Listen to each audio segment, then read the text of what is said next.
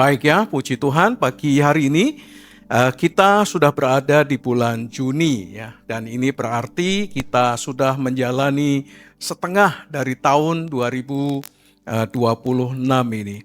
Ada satu hal yang menarik untuk dicermati dan saya rasa bukan sebuah kebetulan kalau bulan Juni ini itu kita mengusung tema tentang firman yang bertahan dalam pencobaan ya. Dan bukan kebetulan kalau kita melihat kalender Yahudi, maka bulan Juni ini itu eh, hampir bersamaan dengan bulan Silvan atau memasuki awal bulan Tamus. Ya, bulan Juni adalah eh, perubahan atau bulan dari bulan Silvan menuju ke bulan Tamus. Nah, bulan Silvan ini adalah bulan yang menarik karena menurut kalender Yahudi, bulan Silvan ini atau bulan Sivan maksud saya, bulan Sivan ini adalah bulan yang disebut atau diidentikan dengan bulan Wahyu Allah, ya, karena ini berhubungan dengan Safuot atau Taurat. Ya. Oleh karena itu bulan Sivan disebut juga sebagai bulan Wahyu Allah. Karena menurut kalender atau tradisi orang-orang Yahudi, maka penerimaan Taurat itu diberikan Allah kepada umatnya pada bulan Sivan. Ya, ini merupakan transisi dari bulan Sivan ke bulan Tamus. Oleh karena itu bulan Sivan sering dikaitkan dengan apa? Sering dikaitkan dengan firman Allah, seringkali dikaitkan dengan pembelajaran Taurat, seringkali dihubungkan dengan pembaruan dari perjanjian Allah dan juga sebagai tanda inilah masa-masa umat mengalami pertumbuhan rohani karena hidup dan menghidupi Taurat Tuhan. Dan banyak komunitas Yahudi, saudara, pada bulan Sivan ini mengadakan pembacaan Taurat semalam suntuk. Saudara membaca kitab semalam suntuk atau hanya beberapa pasal saja? Ya, ada yang membaca satu pasal, ada yang membaca dua pasal, tiga pasal. Tetapi pada bulan Sivan ini, orang-orang Yahudi itu mengadakan sebuah hari atau menetapkan satu hari untuk membaca Taurat semalam suntuk, yaitu pada malam Safuot, ya, sebagai simbol dari kerinduan akan firman Tuhan. Jadi inilah bulan yang seharusnya juga membuat kita bergairah, merindukan firman Tuhan senantiasa. Seperti yang dikatakan oleh pemazmur dalam Mazmur 119 tentang Taurat Tuhan ku cintai, Taurat Tuhan ku hidupi, Taurat Tuhan itu menjadi bagian yang penting dalam kehidupan umat Tuhan. Jadi bulan Juni ini dengan tema bulan Wahyu Allah ini sangat relevan, saudara, dan memiliki keterhubungan yang sangat kuat dengan tema kita pada bulan ini. Karena bulan ini kita mengusung tema firman adalah kekuatan Allah di tengah-tengah pencobaan. Nah, mari kita baca Matius 4 ayat yang keempat yang menjadi dasar dari seluruh tema di sepanjang bulan Juni ini. Dikatakan demikian, tetapi Yesus menjawab, ada tertulis, manusia hidup bukan dari roti saja, tetapi dari setiap firman yang keluar dari mulut Allah. Saudara, ucapan Yesus ini diucapkan ketika iblis datang dan mencobai Yesus. Jadi iblis datang mencobai Yesus dengan satu pernyataan kepada Yesus, jika engkau anak Allah, ini bukan pertanyaan tapi sebuah pernyataan, jika engkau anak Allah, perintahkanlah supaya batu-batu ini menjadi roti. Sebuah pernyataan tetapi juga ada semacam hasutan di dalamnya, supaya dengan kuasa yang dimilikinya, Yesus dapat mengubah batu-batu itu menjadi roti. Saudara, ucapan iblis ini diucapkan oleh iblis tepat setelah Yesus berpuasa 40 hari, 40 malam. Ada orang yang berpuasa 3 hari, ada orang yang berpuasa 21 hari, Ada orang yang berpuasa namanya puasa Esther, puasa Daniel, tetapi saya membaca satu buku tentang puasa, ada juga puasa janda, saudara. Saya bingung juga ada judul namanya puasa janda. Dihubungkan dengan janda Sarfat ketika janda ini memberi roti yang dia punya dan minyak yang dia punya kepada Elia. Ternyata puasa janda itu adalah puasa yang dia mengambil bagian dari apa yang dia harus nikmati, tetapi sisanya itu diberikan kepada orang lain. Jadi puasa janda itu poinnya adalah dia memberikan sebagian dari yang dia punya, lalu kemudian peduli dengan orang lain. Jadi kalau saudara puasa, caranya adalah kalau hari ini saudara budget masakannya 100.000, maka saudara memasak 75.000, 25.000-nya disimpan. Lalu kemudian puasa lagi 75.000, 25.000-nya disimpan. Lalu setelah terkumpul dan terakumulasi, itu yang dibagikan oleh kepada sesama ya, dengan wujud sebagai kasih dalam bentuknya macam-macam kontribusi terhadap apa saja. Nah, Pastor Yosin itu punya kebiasaan menarik ya, bahwa dia itu seringkali melakukan sabat pribadi. Jadi kalau di rumah pada hari tertentu atau hari yang dia sudah tetapkan, dia memuji Tuhan, menyembah Tuhan, lalu kemudian membaca firman, lalu kemudian memberi persembahan. Jadi dia di ruangannya dia ada persembahan, kotak persembahan, lalu kemudian dia berikan persembahan itu, lalu setelah sekian lama dia melakukan sabat itu, dia bongkar kotak persembahannya, lalu dia berdoa, Tuhan ini akan diberikan kepada siapa? Nah, kalau Tuhan gerakkan diberikan pada si A, maka itu dikirimkan pada si A. Dikirimkan kepada si B, si C, dan seterusnya. Jadi dia punya waktu namanya sabat pribadi. Tetapi ini bicara tentang puasa. Nah, janda itu memberikan apa yang seharusnya dia makan dan apa yang dia bagikan kepada Elia, dan ternyata itu membuat hidupnya dipelihara selama masa paceklik, masa kelaparan yang sangat panjang. Itu bagian dari puasa janda. Ada puasa yang lain. Saya punya bukunya itu tebal. Besok saya presentasi puasa Paulus di Muria Berdoa jam 7 malam, saudara ya. Kemarin minggu yang lalu saya presentasi tentang puasa janda, jadi saya bisa memahami tentang perikop itu. Dan ada puasa yang lain, yaitu puasa 40 hari, 40 malam, seperti yang dilakukan oleh Musa dan juga yang dilakukan oleh Yesus. Nah, ucapan yang diucapkan iblis itu diucapkan pada momen yang sangat tepat sekali. Tentu makan setelah puasa itu bukan merupakan sebuah dosa, saudara ya. Jadi kalau kita makan setelah puasa, ya itu adalah bagian dari ritual puasa itu sendiri. Ya bukan sebagai sebuah dosa. Jadi ketika iblis mengatakan setelah kamu puasa, kamu makan, itu sesuatu yang wajar sebetulnya. Demikian juga dengan lapar, saudara. Lapar juga tidak berdosa. Jadi kalau kita mengatakan aku lapar begitu, itu juga bukan merupakan hal yang salah atau hal yang dianggap sebagai yang berdosa. Baik makan maupun lapar, jadi bukan sebuah dosa.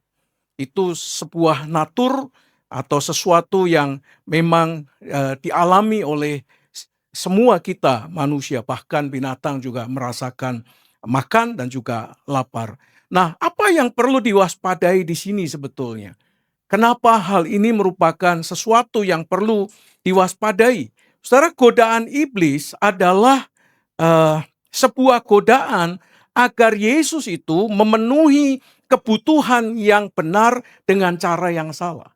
Yesus memang lapar dan cara yang benar adalah memenuhinya dengan makan. Tetapi iblis di sini menawarkan sesuatu yang benar tetapi mendapatkannya dengan cara yang salah.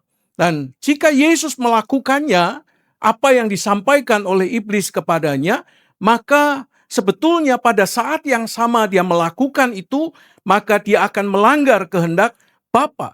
Karena kenapa? Karena menggunakan kuasa otoritas yang dia miliki di luar kehendaknya, di luar kehendak keilahiannya. Dan itu adalah dosa. Karena melanggar kehendak Bapa itulah dosa. Melanggar firman itulah dosa. Dan Yesus tahu akan hal itu sehingga dia tidak melakukannya. Karena dia tahu iblis sedang menawarkan sesuatu yang benar tetapi mendapatkannya dengan cara yang salah. Dan jawaban Yesus di sini sangat mengejutkan sekali. Kalau kita baca di sini, dia bukan hanya menolak untuk melakukannya, tetapi juga melawan dengan mengucapkan firman Allah yang tertulis dalam kitab Taurat, yaitu di Ulangan pasal 8 ayat yang ketiga. Dia mengutip apa yang ditulis oleh Musa di dalam hukum Taurat, bahwa manusia tidak hidup dari roti saja, melainkan dari setiap firman yang keluar dari mulut Allah. Saudara, konteks dari Ulangan pasal 8, khususnya secara umum dan khususnya ayat yang ketiga, ini berbicara tentang perjalanan bangsa Israel di padang gurun, saudara. Ketika mereka berjalan di padang gurun selama 40 tahun itu, Tuhan itu menurunkan mana, roti surga. Setiap pagi roti mana itu turun.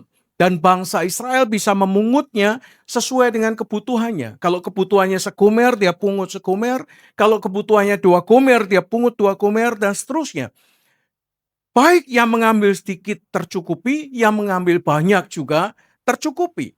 Semuanya tercukupi sesuai dengan kebutuhan mereka masing-masing. Tetapi suatu saat Tuhan itu mengizinkan bangsa Israel lapar, saudara. Bangsa Israel di tengah-tengah padang gurun itu mengalami kelaparan. Dan sebelum memberikan mana, ketika mana Tuhan turun, orang bisa dikenyangkan. Tetapi sebelum mana turun, Allah mengizinkan mereka memasuki fase di mana mereka lapar, saudara. Supaya umat belajar apa, saudara? Supaya umat belajar mereka bergantung kepada Tuhan sepenuhnya, bukan kepada makanan. Bahwa mereka itu tidak hanya hidup oleh roti saja, tetapi mereka itu hidup juga oleh firman Tuhan. Mereka hidup dalam pemeliharaan Tuhan. Mereka seharusnya bergantung kepada Allah, bukan bergantung kepada makanan. Dan itulah yang kemudian memunculkan sungut-sungut di antara bangsa Israel. Karena mereka merasa dibiarkan oleh Musa mengalami kelaparan, dan ujung-ujungnya mereka memberontak kepada Allah. Jadi pembelajaran di padang gurun ini supaya bangsa Israel sadar bahwa manusia itu tidak hanya bisa bertahan hidup dari roti saja, tetapi juga dalam kebergantungannya dan penyerahannya kepada Tuhan, itu menjadi satu hal yang sangat penting. Nah, saudara, dalam pemikiran Ibrani atau dalam perspektif Ibrani, saudara, hidup itu bukan hanya sekedar bernafas. Ya. Kalau orang bernafas, dia bisa memiliki kehidupan yang baik. Bukan hanya untuk bertahan hidup, ya, dari apa yang mereka jalani hari lepas hari dalam kehidupannya, supaya agar tetap eksis dalam hidupnya. Tapi lebih daripada itu, hidup yang bergantung kepada Allah adalah hidup yang sesungguhnya, yang seharusnya dimiliki oleh setiap kita orang percaya. Karena hidup bergantung kepada Allah itu berarti hidup yang mengizinkan Allah memelihara kehidupannya setiap hari. Bukan bergantung kepada lahiriah seperti roti, harta, dan kekuasaan, dan sebagainya. Jadi menurut konteks di mana kita renungkan ayat ini, hidup yang sejati itu bukan sekedar memiliki roti. Hidup yang sejati itu bukan sekedar memiliki harta, memiliki semua kekayaan, tetapi hidup yang sejati itu mengalami pemeliharaan Tuhan setiap hari lepas hari. Nah, dalam perspektif Yunani, saudara, kata firman di sini digunakan kata rema, bukan logos. Menarik sekali karena di sini digunakan kata rema. Nah, kata rema ini menunjuk apa? Firman yang diucapkan, firman yang diperkatakan. Tetapi bukan hanya firman yang diperkatakan, tetapi juga firman yang aktif. Seperti yang dikatakan oleh Nabi Yesaya, bahwa firman yang diucapkan oleh Allah itu tidak akan kembali dengan sia-sia dan terlaksana seperti apa yang difirmankannya. Jadi aktif. Inilah rema, firman yang aktif, firman yang bekerja, firman yang memanifestasikan kuasanya dalam kehidupan orang yang percaya. Tetapi kata rema ini juga berarti firman yang sedang berbicara kepada seseorang. Jadi firman rema adalah firman yang sebetulnya sangat private sekali, karena dia tidak berbicara kepada banyak orang, tetapi dia berbicara kepada seseorang yang secara khusus dia sampaikan pesan itu. Oleh karena itulah seringkali kita berkata, firman ini jadi rema dalam hidupku. Firman ini jadi pesan khusus bagiku. Oleh karena itu ketika saudara mendengarkan khotbah seperti ini, saudara mendengar firman diucapkan, tidak semua orang akan tangkap poin yang sama. Karena setiap orang akan menangkap poin yang berbeda, mana yang jadi rema berbicara secara khusus terhadap dirinya, itulah yang kemudian menjadi rema secara khusus dalam dirinya. Nah, dengan kata lain, Yesus sedang berkata bahwa kehidupan manusia itu bergantung kepada rema Allah, bergantung kepada suara Allah yang terus berbicara dan terus memelihara, terus mengingatkan bahwa firman Allah itu bukan saja menguatkan, tetapi juga dia menghidupkan, bukan hanya berbicara, tetapi juga memelihara. Firman yang bukan saja menuntun, tetapi juga memulihkan dan menyembuhkan. Kemarin saya berkunjung ke Medistra, ya saudara ya. Saya berkunjung ke sana, saya mendoakan satu jemaat Tuhan dari GKMI Anugerah. Ya, saya datang begitu cukup lama di sana karena ngobrol begitu, ruangannya karena VIP jadi orang bisa keluar masuk ya dengan jumlah yang banyak bisa. Nah, lalu kemudian datanglah Pendeta Yonatan Chandra. Kaget juga saya ya ketemu dengan Pendeta Yonatan Chandra di situ karena dari Australia dia datang, lalu diberitahu bahwa anak Tuhan ini sakit. Lalu datang dan ketemu begitu ya, lalu kami bersama-sama ke ruangan, ke kamar itu, dan Pak Yonatan berkata begini, sebelum saya mendoakan, saya akan membaca firman, dan firman yang dibaca menarik. Karena ayat itu berkata, berkatalah kepada Tuhan, sembuhkanlah aku, maka aku akan sembuh. Ya. Pulihkanlah aku, maka aku akan pulih.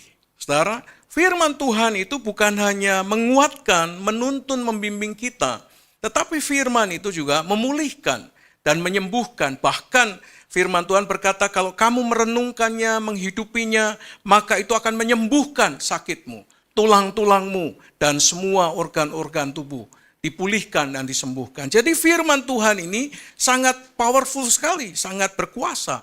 Oleh karena itu, Yesus berkata bahwa kehidupan manusia tidak hanya bergantung kepada hal-hal yang jasmani, hal-hal yang materi, atau sesuatu yang sifatnya sementara seperti roti yang bisa bertahan dalam beberapa waktu lamanya. Tetapi manusia itu harus bergantung kepada suara Allah yang memelihara, yang menguatkan, yang juga memulihkan, dan yang menyembuhkan. Nah, apa yang dapat kita pelajari dari Injil Matius pasal yang keempat, ayat yang keempat ini khususnya? Yang pertama, kita bisa belajar bahwa pencobaan datang melalui kebutuhan nyata. Saudara, bukan yang abstrak, tetapi pencobaan itu bisa muncul, datang dalam kehidupan kita, dalam sebuah kebutuhan yang real, yang nyata dalam kehidupan kita. Oleh karena apa, saudara? Karena Yesus itu benar-benar lapar, bukan pura-pura lapar, bukan seperti orang lapar, bukan nampaknya lapar, bukan, saudara. Tapi Yesus sungguh-sungguh lapar setelah puasa 40 hari, 40 malam. Jadi keadaan lapar Yesus itu adalah sesuatu yang nyata, dan dia sedang membutuhkan yang namanya kebutuhan makan. Jadi ini adalah realitas kehidupan yang nyata, bukan yang nampaknya, yang seperti, yang diduga lapar dan sebagainya. Saudara, dari situasi yang nyata itulah, kebutuhan nyata itulah dimanfaatkan oleh iblis untuk mencoba Yesus. Hal yang sama juga seringkali terjadi dalam kehidupan kita. Ketika kita ada dalam situasi, dalam kebutuhan yang real, yang nyata, iblis bisa datang memanfaatkan kebutuhan yang nyata itu untuk mencobai kita. Supaya kita tidak bergantung kepada Allah. Supaya kita tidak sungguh-sungguh berserah kepada Allah. Supaya kita tidak menghidupi kebenaran firman. Oleh karena itu dia memanfaatkan keadaan nyata yang kita alami itu dengan mencobainya, dengan menghasutnya, dengan melakukan tipu daya. Supaya kita melanggar firman. Supaya kita tidak bergantung kepada Tuhan. Saudara, kalau kita perhatikan hampir sebagian besar pencobaan yang kita alami itu berhubungan dengan yang namanya realitas kehidupan, yaitu kenyataan hidup dari apa yang sedang kita alami. Bisa ketika berlimpah, realitas kelimpahan itu iblis datang dan mencobai kita. Bisa juga dalam realitas ketika kita kurang, iblis juga bisa datang memanfaatkan realitas keadaan kurang itu untuk mencobai kita, saudara. Menghasut kita, menipu kita, melakukan tipu daya supaya kita yang kurang ini melanggar firman dan kemudian melakukan hal-hal yang tidak dikehendaki oleh Tuhan. Bisa juga ketika kita ada dalam realitas yang kuat, dalam posisi di mana kita kuat, tetapi bisa jadi keadaan kuat itu bahkan menjadi cara atau kesempatan iblis untuk menjatuhkan kita, menipu kita, mencobai kita, supaya kita menjadi sombong dan kemudian bergantung kepada diri kita sendiri. Bisa juga dalam realitas ketika kita lemah, tak berdaya, saudara. Dalam titik lemah itu iblis datang, ya, menghasut kita, menipu kita, memperdaya kita, sehingga kita bisa jatuh dalam titik sementara kita dalam posisi yang lemah. Bisa ketika kita sehat, tetapi juga bisa ketika kita sakit. Realitas-realitas kehidupan seperti itu bisa dimanfaatkan oleh iblis sebagai momentum untuk dia masuk dan menjatuhkan kita. Dan Yesus dicobai oleh iblis waktu dia benar-benar lapar. Jadi bukan nampaknya lapar lalu kemudian iblis datang. Wah, kelihatannya Yesus agak lapar ini. Wah, kelihatannya Yesus nampaknya lapar. Kok kamu tahu dari wajahnya tuh yang lemes-lemes? Padahal tidak, saudara. Realitas Yesus lapar adalah sebuah kenyataan yang tidak bisa dibantah. Tetapi pada saat di mana Yesus lapar itulah dimanfaatkan oleh iblis untuk mencoba Yesus supaya Yesus melanggar kehendak Bapaknya, supaya misi Allah di dalam dunia ini gagal melalui Kristus. Tetapi yang diperdaya ini bukan Trofimus, yang diperdaya ini adalah Tuhan Yesus yang pasti tidak akan melakukan pelanggaran terhadap kehendak Bapaknya atau firman yang adalah dirinya sendiri. Saudara, demikian juga dalam kehidupan kita. Pencobaan-pencobaan juga sering muncul ketika kita sedang mengalami ekonomi yang sulit. Ya, dalam ekonomi yang sulit, seperti peristiwa tahun 98, ya, orang melakukan penjarahan, orang melakukan perampokan. Dalam situasi yang sulit seperti ini, korupsi di mana-mana. Ya, dalam situasi yang seperti ini, ada banyak orang terjebak untuk melakukan hal-hal yang tidak dikehendaki oleh Allah. Ya, dolar menembus berapa kemarin? 18 ya. Ya, mungkin akan merangkak terus. Ya, kita tidak tahu ya. Bagaimana situasi ekonomi yang sekarang ini terjadi. Ya, bukan hanya plastik saja yang naik ya, tetapi juga barang-barang yang lain juga ikut naik. Mungkin kertas juga ikut naik juga. Mungkin juga bukan hanya kertas dan plastik, tapi juga mungkin ya kelapa juga naik juga ya. Karena sekarang ini sawit juga agak sulit ya, dan juga kebutuhan-kebutuhan pokok juga mahal. Kemarin saya tanya kepada Theo ya, saya tanya Theo bagaimana batu bara begitu ya. Theo menjawab, wah nambang nggak bisa, izinnya nggak keluar, jualan nggak bisa, beli juga nggak bisa. Jadi sekarang dalam posisi yang wait and see ya, untuk tambang batu bara. Jadi itulah situasi nasional kita. Nah, dalam situasi yang seperti ini tentu kita perlu waspada bahwa iblis bisa datang kapan saja untuk menjadikan sebuah realitas ini sebagai pintu untuk kita menjauh daripada Tuhan, pintu supaya kita tidak bergantung dan berharap kepada Tuhan. Keluarga bermasalah, ya, pelayanan yang melelahkan, doa yang mungkin tak kunjung dijawab, terus berlama-lama, ya, orang bisa stres ketika doanya tidak terjawab. Dan iblis itu seringkali menyerang pada titik kebutuhan pada saat realitas itu tiba. Saudara. Kebutuhan kita apa? Di sanalah realitas itu seringkali menjadi pintu. Oleh karena itulah Petrus mengingatkan kepada kita, berjaga-jagalah dan waspadalah karena iblis berjalan berkeliling seperti singa yang mengaum-ngaum, yang mencari siapa saja yang bisa ditangkap dan ditelannya.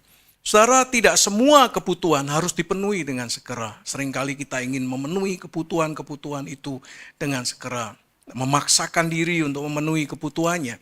Dan kadang-kadang Tuhan mengajar kepada kita untuk belajar bersabar, nunggu sampai pada waktunya itu dinyatakan. Karena pada titik di mana itu menjadi realitas kebutuhan kita dan kita menjadi tidak sabar, maka itulah pintu yang terbuka lebar bagi iblis untuk masuk dan menjatuhkan kehidupan kita. Mari kita berhati-hati terhadap realitas kehidupan yang kita hadapi. Minta hikmat Tuhan, minta firman Tuhan menuntun supaya dalam realitas-realitas itu tidak berbalik menjadi jebakan iblis untuk menjatuhkan kita. Mari kita tetap belajar bergantung kepada Tuhan. Yang kedua adalah firman menolong kita untuk melihat lebih jauh dari kebutuhan sesaat. Jadi firman itu akan menolong kita. Kalau tadi realitas kebutuhan akan menjadi pintu masuk untuk iblis, akan mencobai kita, menggoda kita, menipu atau memperdaya kita, tetapi firman sebaliknya akan menolong kita dalam realitas-realitas kebutuhan-kebutuhan itu untuk kita melihat lebih jauh bagaimana kebutuhan itu dipandang secara dengan kacamata Allah, dengan kacamata pimpinan Roh Kudus. Saudara, roti itu hanya menyelesaikan lapar hari itu. Ya. Roti adalah kebutuhan yang dibutuhkan, tetapi dia menyelesaikan pada lapar hari itu. Untuk besok belum tentu ada roti. Oleh karena itu membutuhkan roti yang lain. Nah, firman itu menopang hidup kita bukan sementara. Firman itu akan menopang kita dalam hidup kita selamanya. Dalam kurun waktu yang lama. Kalau roti kita makan sesaat, selesai, lalu kemudian kita lapar lagi. Tetapi kalau firman itu akan menopang kehidupan kita, bukan dalam sesaat, waktu yang sesaat, tetapi dalam hidup yang selamanya kekal. Oleh karena itu, masalah utama dari kebanyakan orang sebetulnya bukan karena kurang roti. Persoalan kita itu bukan karena kurang roti, tapi sebetulnya karena kehilangan arah dalam kehidupan kita. Coba perhatikan, saudara. Banyak orang dapat mengenyangkan jasmani mereka. Tetapi persoalannya, jasmani yang mampu mereka kenyangkan itu tidak membuat mereka dapat melihat secara rohani, secara spiritualitas dalam masa-masa kehidupan, dalam kekekalan. Tetapi sebaliknya mereka kosong secara rohani. Jadi jasmani bisa ditutupi, tetapi secara spiritualitas mereka tidak bisa mengenyangkannya. Secara spiritualitas mereka kosong. Nah, pernyataan Tuhan Yesus ini mengingatkan kita, saudara, bahwa ada kebutuhan yang lebih penting daripada kebutuhan fisik. Daripada sekedar kebutuhan jasmani. Apa itu, saudara? Kebutuhan rohani. Dan inilah yang firman akan menolong kita untuk bukan sekedar melihat yang jasmani, tetapi juga menolong kita melihat yang rohani secara spiritualitas. Saudara, tubuh bisa hidup dalam beberapa minggu saja. Ya, oleh karena tanpa makanan bisa lebih lama. Tetapi jiwa yang jauh dari firman, itu bisa mati, saudara, meskipun tubuhnya sehat. Makanan yang tidak kita makan dalam 1 hari mungkin kita bisa bertahan. 2 hari kita bisa bertahan. 1 minggu mungkin kita bisa bertahan. Tapi jiwa yang mati itu menjadi persoalan kehidupan kita, baik pada hari ini maupun pada masa-masa yang akan datang. Oleh karena itu firman Tuhan merupakan satu hal yang sangat penting dalam kehidupan kita, saudara. Oleh karena itu mari kita baca firman. Baca firman, saudara, baca firman setiap hari. Karena firman itu menjadi satu hal yang penting. Dalam hari-hari ini saya sedang membaca Nehemia, saudara. Nehemia ini seringkali dipakai untuk sebagai dasar bagi leadership, Christian leadership. Kepemimpinan Kristen melalui kepemimpinan Nehemia. Nehemia adalah seorang yang dari kerajaan Israel Selatan, lalu kemudian dibawa ke Babel. Dia ada di bawah pemerintahan Raja Artasasta. Raja di atasnya itu ada Raja Kores. Raja Kores itu adalah Raja Cyrus, kalau saudara sering nonton film, tidak disebut Kores tapi Cyrus. Lalu kemudian ada Raja Ahasiweros. Ahasiweros ini kalau dalam film-film atau dalam novel-novel disebutnya Xerxes atau Xerxes. Lalu kemudian baru Artasasta. Nah, Artasasta dan Ahasiweros, kerajaannya, tempat di mana dia memerintah disebut sebagai Puri Susan.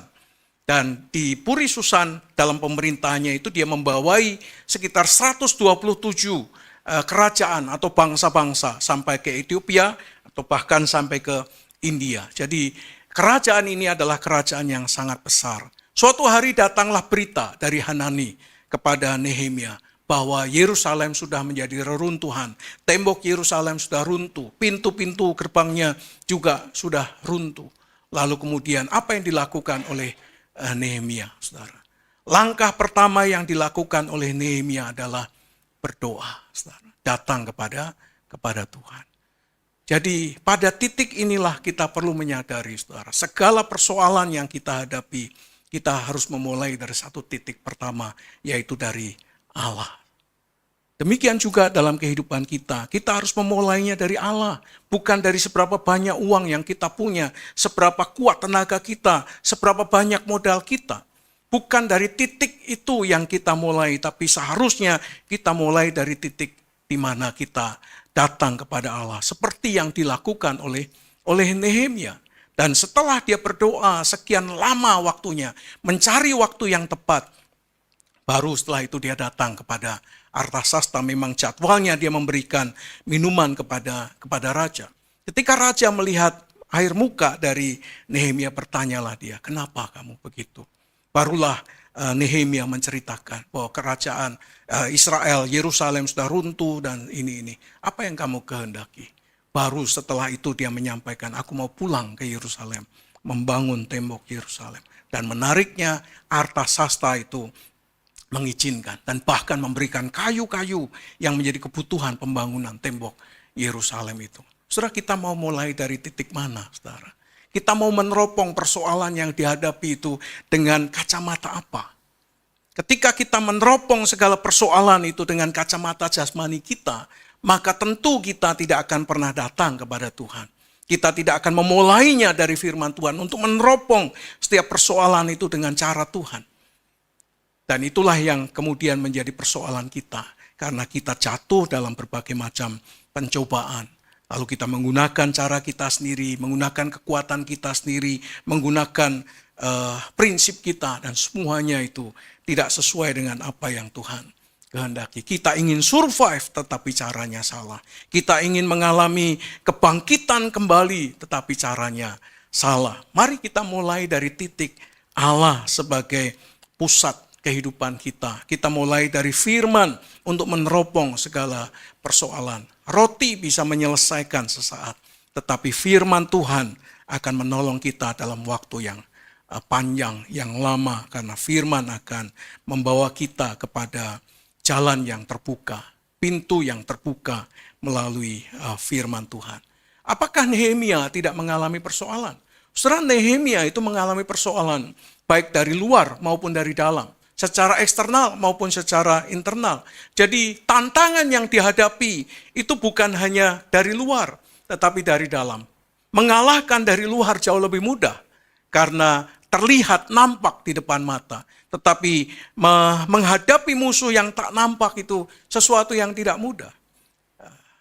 Nehemia pasal 5 ayat yang pertama mulai muncul. Ibu-ibu mulai menangis, berkeluh kesah karena mereka kehilangan tanah mereka, mereka kehilangan harta mereka, rumah mereka, mereka kehilangan anak-anak mereka, harus mengganti untuk menjadi budak.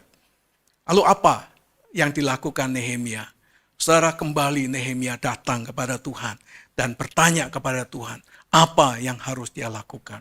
Lalu ditutup di ayat yang terakhir di pasal yang kelima itu, ya Allah, kiranya Engkau kembalikan kesejahteraan yang Engkau berikan seperti yang kami lakukan kepada Tuhan. Jadi Nehemia ingin supaya Allah melihat hidup mereka dan apa yang telah mereka lakukan dalam kehidupan mereka kepada Allah dan bagaimana Allah memelihara kehidupan mereka.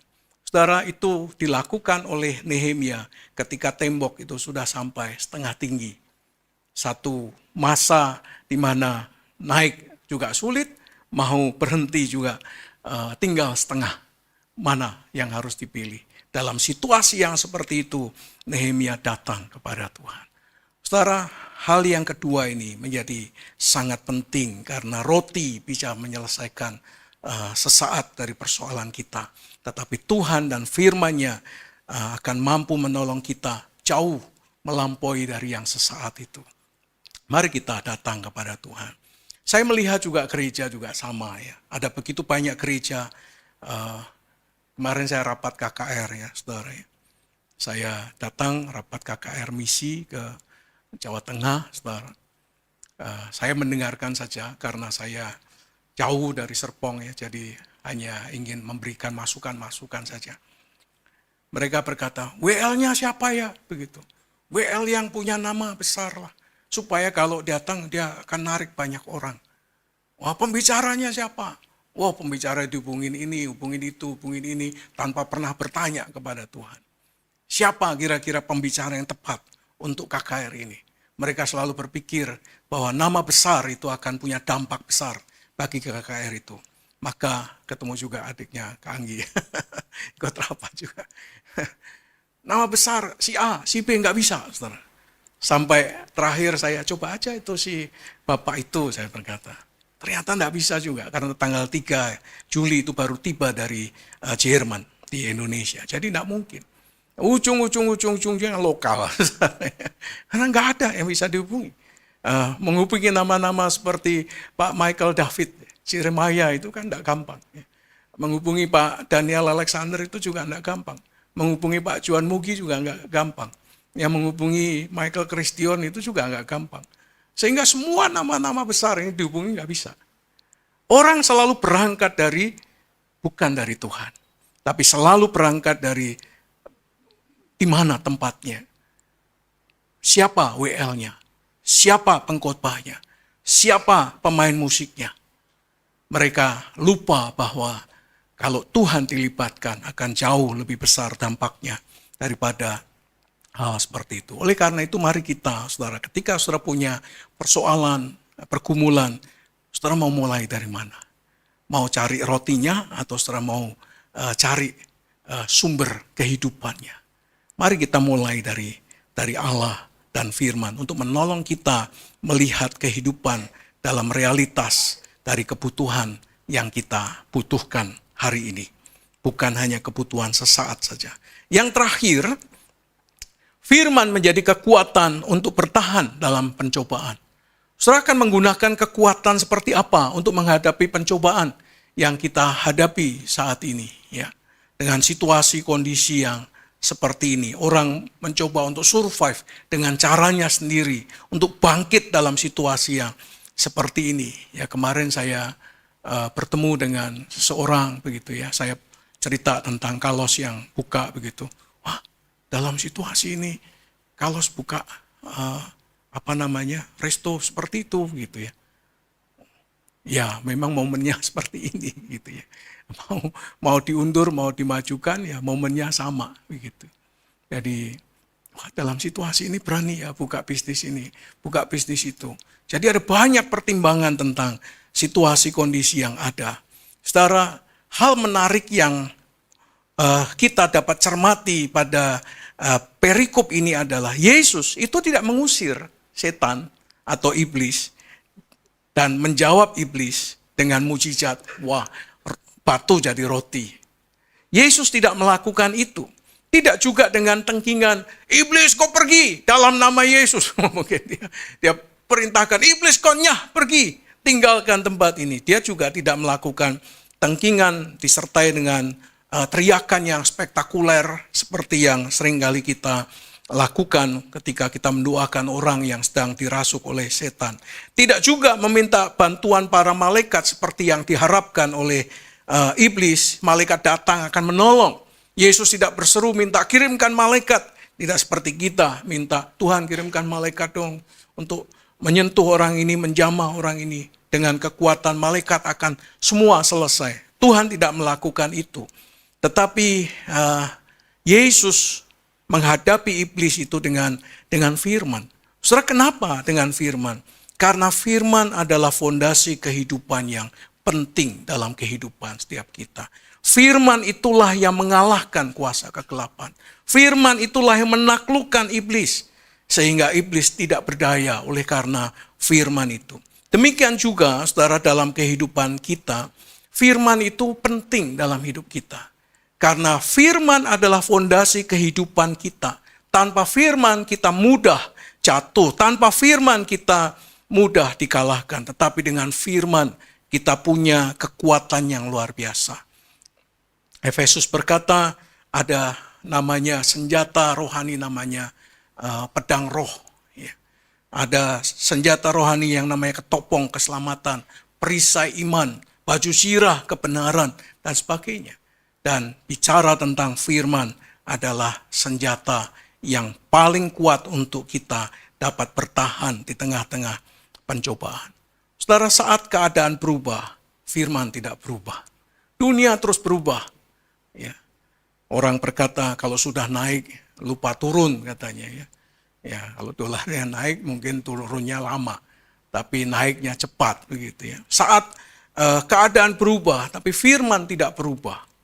Saat perasaan kita berubah oleh karena satu dan lain hal, firman tetap tidak berubah. Saudara, saat manusia mengecewakan, firman Tuhan tidak berubah. Dan dia tidak pernah mengecewakan kita. Saudara, jika pada dasarnya yang membuat orang Kristen bertahan itu sebetulnya bukan uang kita. Uang kita bisa mampu kita bertahan. Saya bertemu dengan bapak yang sakit ini, saudara ya. Saya bersyukur karena ya bapak ini bisa dilayani oleh rumah sakit dengan cukup baik. Nah, istrinya berkata kepada saya, waduh Pak Tro, kalau nggak ada asuransi ya repot Pak Tro katanya. Jadi asuransi itu dalam 1 bulan itu bisa mengcover sekian miliar. Sehingga kebutuhan untuk apa saja itu bisa tercover karena asuransi itu. Lalu kemudian dia dimasukkan di ruang ICU, tetapi keluarga tidak bisa menjenguk, ya keluarga tidak bisa berkunjung sehingga harus satu-satu. Sementara temannya banyak, ya anggota gereja juga banyak, lalu dipindahkan ke ruang biasa. Jadi sekarang ada di ruang biasa, hanya dilayani seperti setengah atau 3/4 peralatan yang ada di ruang ICU, sehingga terawat di situ. Kemarin ketika kami datang begitu, Bu Desi melihat pihak keluarga memberi lip balm ya di bibirnya karena tidak bisa minum, saudara. Bukan tidak bisa minum, tapi tidak boleh minum. Karena kalau minum terjadi sesuatu, maka klaim ke asuransinya tidak bisa. Sehingga nanti tunggu sampai asuransinya di-approve, lalu kemudian baru bisa diberi minum. Dan itu berulang-ulang. Jadi setiap kali ada tindakan harus approve dulu ke asuransi. Walaupun ada jaminan sekian miliar untuk kebutuhan perawatannya dalam 1 bulan. Tetapi setiap kali harus approve dulu. Dan setelah di-approve oleh pihak asuransi, baru tindakan dijalankan. Saudara, yang membuat orang Kristen bertahan itu bukan seberapa banyak dana yang kita punya, uang yang kita punya, jabatan, kedudukan yang kita miliki, atau relasi yang banyak yang kita miliki, atau pengalaman-pengalaman rohani. Tetapi sebetulnya yang membuat kita bisa bertahan adalah firman yang tersimpan di dalam hati. Oleh karena itulah kalau kami mendoakan begitu ya, selalu firman yang kami ucapkan. Bahkan kami nyanyikan juga nyanyian firman yang kita nyanyikan. Supaya orang itu sadar dan kembali bahwa pondasi kehidupan bukanlah lahiriah atau yang jasmania, tetapi firman Tuhan dalam kehidupan kita. Coba perhatikan bangsa Israel, saudara. Mereka memiliki mana yang turun setiap pagi, tetapi mereka toh tetap bersungut-sungut, saudara. Dengan mana yang turun setiap pagi. Saudara, 5.000 orang laki-laki, belum termasuk perempuan dan anak-anak, mendapatkan roti sampai kenyang, dan bahkan sisa 12 bakul. Tetapi mereka pergi meninggalkan Yesus, bukan? Mereka hanya datang untuk roti yang telah mereka nikmati. Saudara, Yesus berkata bahwa manusia hidup bukan dari roti saja. Memang roti dapat mengenyangkan perut kita, menghilangkan rasa lapar dalam sesaat. Tetapi firman yang dapat menguatkan, menyegarkan jiwa kita. Roti dapat menolong dan menopang hidup kita beberapa waktu lamanya. Kadang-kadang saya kalau pas lapar sekali begitu, makan roti, ya, supaya bisa menahan lapar dan kemudian baru cari makan. Saudara, tetapi firman itu menopang kehidupan kita, bukan sementara, tetapi dalam kekekalan. Oleh karena itu, saudara, pada saat di mana saudara dan saya dalam situasi yang seperti ini, yang begitu mudah kita jatuh dalam berbagai macam pencobaan, pertanyaannya bukan apa yang saya butuhkan dalam posisi kita sedang dicobai. Tetapi kita perlu bertanya apa yang sedang Tuhan katakan dan apa yang sedang Allah firmankan kepada saya. Kemarin saya berjumpa dengan pasangan muda yang mau menikah. Saya sudah mempersiapkan diri dalam 2 hari untuk ketemu mereka. Ya. Lalu kemudian saya bertanya kepada mereka. Jangan tanya apa yang membuat bisa persoalan yang dihadapi itu bisa diselesaikan. Tapi cobalah bertanya, apa yang sedang Tuhan kerjakan dalam hidupmu, dalam persoalan yang sedang engkau alami ini. Mungkin ini satu hal yang tidak sama seperti yang disampaikan oleh hamba-hamba Tuhan lain. Tapi saya ingin membawa pasangan ini untuk kembali memulai dari Tuhan. Titik di mana Tuhan dan firman-Nya menjadi dasar untuk menyelesaikan persoalan mereka. Bukan bagaimana caranya. Wah, kalau ketemu Pak Tro nanti bisa selesai. Wah, kalau ketemu ini bisa selesai. Tidak. Bukan apa yang saya butuhkan dalam situasi yang seperti ini. Tetapi cobalah bertanya apa yang sedang Allah katakan dan apa yang sedang Allah firmankan kepada saya. Dalam situasi di mana saudara sedang mengalami situasi yang sulit, coba saudara bertanya, Tuhan, saya sedang mengalami situasi seperti ini. Kira-kira apa yang harus saya lakukan? Dan apa yang menjadi kehendak Tuhan dalam situasi yang seperti ini? Saudara, melalui roti, manusia bisa bertahan hidup dalam kesementaraan. Tetapi ketika roti habis, hidupnya akan goyah. Tapi orang yang hidup oleh firman akan tetap berdiri sekalipun berada di padang gurun. Sekalipun berada di dalam lembah kekelaman. Sekalipun berada di bawah bayang-bayang maut sekalipun, dia tetap bertahan. Karena firman yang memberi kekuatan. Roti menopang jasmani kita dalam kesementaraan. Tetapi firman bukan hanya menopang jasmani kita, tetapi roh kita, jiwa kita untuk selama-lamanya. Oleh karena itu mari saudara hidupi firman, cintai firman, baca firman. Ya. Beri waktu untuk firman hidup dalam kehidupan kita. Amin. Amin. Mari kita